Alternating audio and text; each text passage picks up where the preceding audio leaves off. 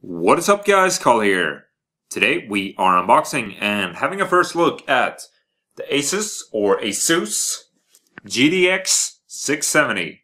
This is one of the, I would say, mid to top range cards. It's below the 690 and 680, but it's above the 650 and 660. So it's somewhere in the middle, but it's a pretty decent card. So this card uses the DirectCU cooler, which is quite large and should cool the GPU quite well. We'll have a look at that once we see the card. Comes with the GGVRM Super Alloy Power Stable Overclocking. So this one isn't overclocked from the start, but should be able to, as far as I read, be able to get up to speeds around the 680. So gotta have a look at that. It comes with GPU tweak. A little program you can graphically tune your GPU.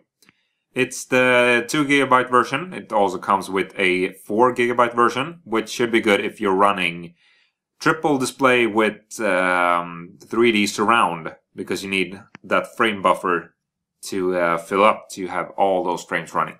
And it also uses the 3.0 PCIe Express, what do you want to call it? Generation? Whatever. Something like that. We'll have a look at the back. It just tells us pretty much what we said before. You have the DirectCU 2 cooler. It's quite large. We have 2 DVI inputs. We have 1 HDMI, which should be standard HDMI, not mini or anything. And also comes with a display port.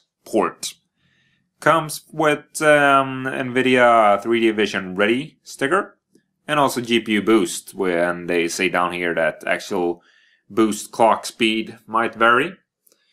And I think we covered all these with the cooler and focus. There you go. Super Alloy Power Mega Awesome, and the GPU tweak program that comes with it. So what else does it say? Power my Nvidia yada yada to yo do bo do do do. I think we talked about all this. It's DirectX 11, which of course should be on these kinds of cards. On the side, doesn't say anything more than system requirements, so make sure that you have a minimum of 500 watt power supply. So you need some mega power. I think this runs to 6-pin or 8-pin.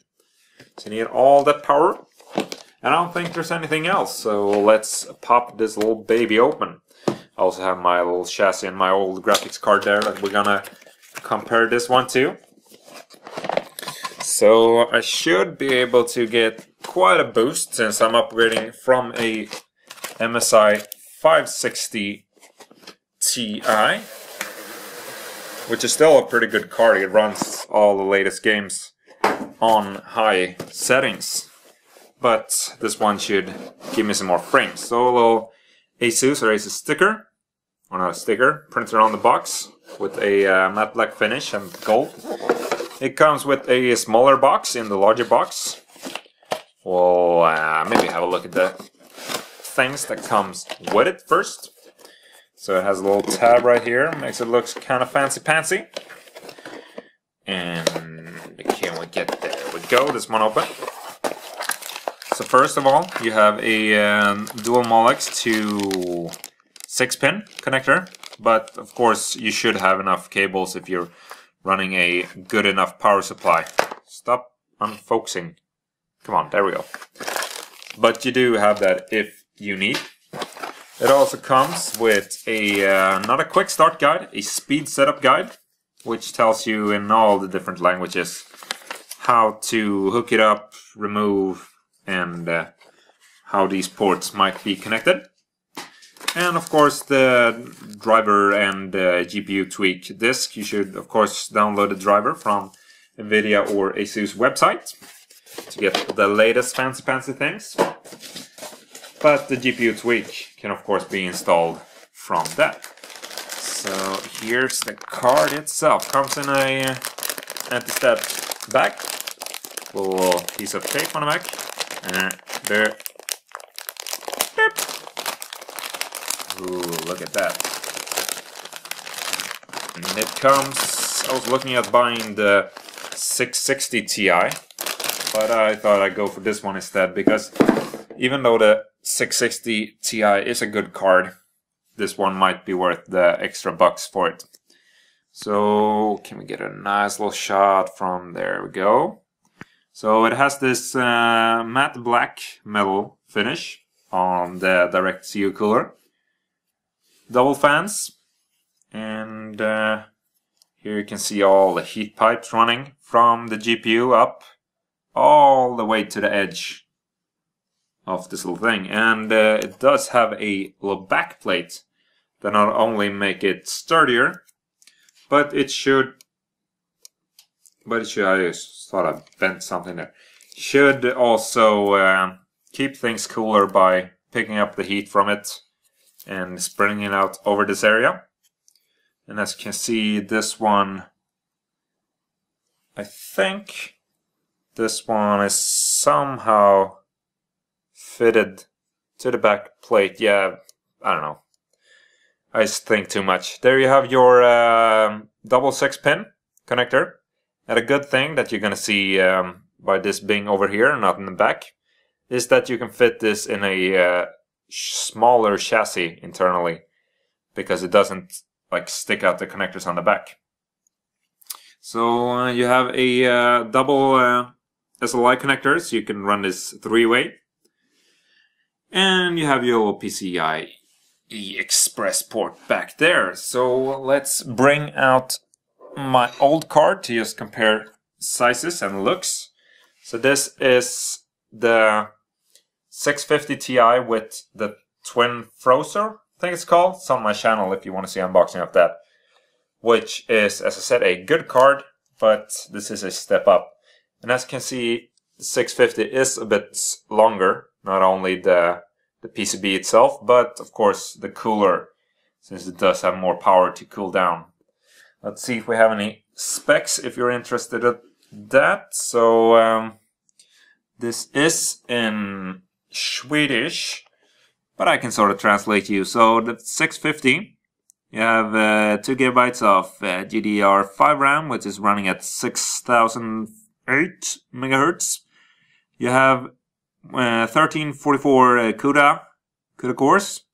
You have those clock speeds with the standard frequency and the boost frequency of the GPU.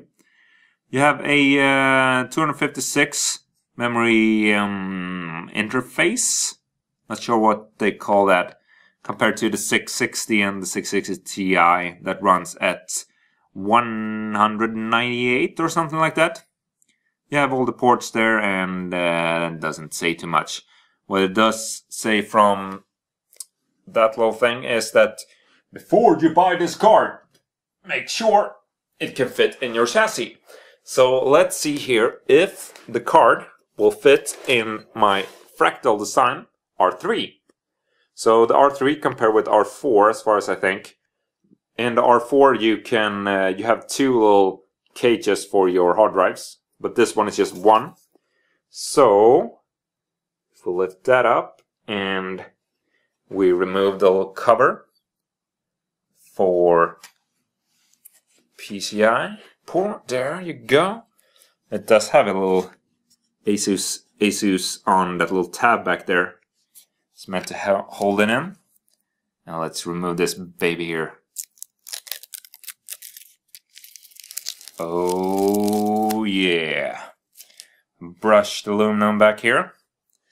Let's lift this baby up. We can leave those little ports. Okay, let's do this on the fly here without breaking anything.